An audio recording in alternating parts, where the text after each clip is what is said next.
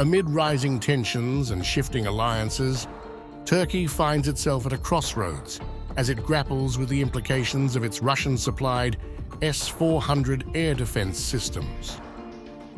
Russian Foreign Minister Sergey Lavrov's insistence on the legal constraints surrounding these weapons raises questions about Ankara's ability to navigate its defense strategy while seeking rapprochement with the West. As Turkey explores a potential rapprochement with the United States, the implications of its S-400 acquisition, a deal that has long strained relations with NATO allies, are coming into sharper focus.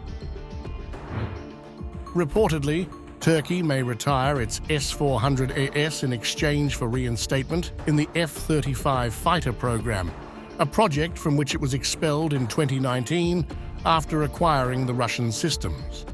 However, Lavrov asserted that Turkey cannot make this decision without Russia's consent.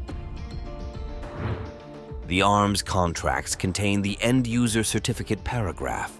In order to do something else with the products that are delivered under such a certificate, which mentions the country that has received these weapons as the end user, the consent of the country that sold these weapons is needed.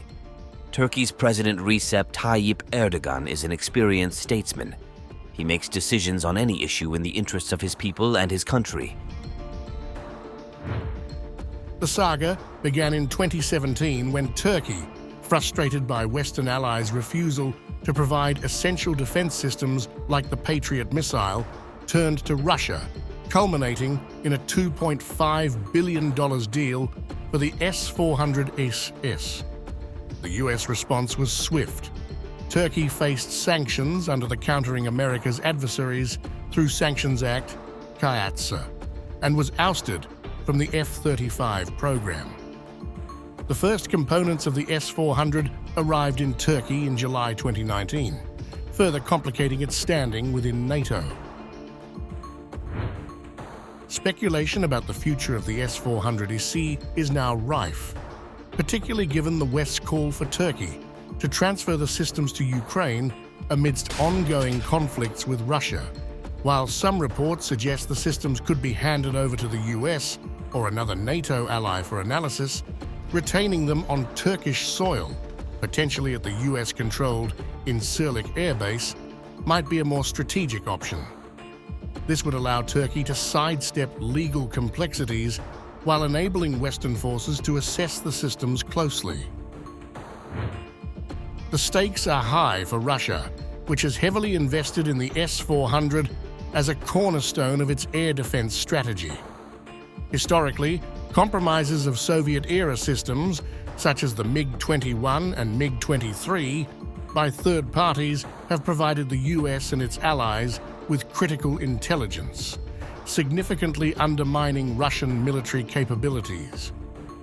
The loss of the S-400 to Western scrutiny could pose an even greater threat given its central role in Russia's current defense architecture. As Turkey weighs its options, the implications of its decisions could reshape the balance of power not just in the region, but in the broader NATO-Russia dynamic. With the US keenly aware of the intelligence value of the S-400, the outcome of these negotiations may signal a new chapter in Turkey's defense strategy, one that seeks to reconcile its ties with the West while navigating the complexities of its past relationships.